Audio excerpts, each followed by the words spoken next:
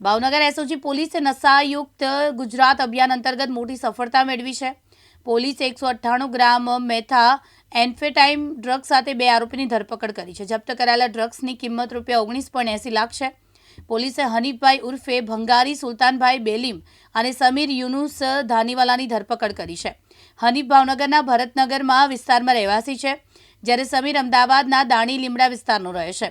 આરોપી પાસેથી 3 mobile phone જપ્ત કરવામાં આવે છે, જેની કિંમત ₹10,000 છે। કુલ જપ્ત મુદ્દામાલની કિંમત 19.90 લાખ થાય છે।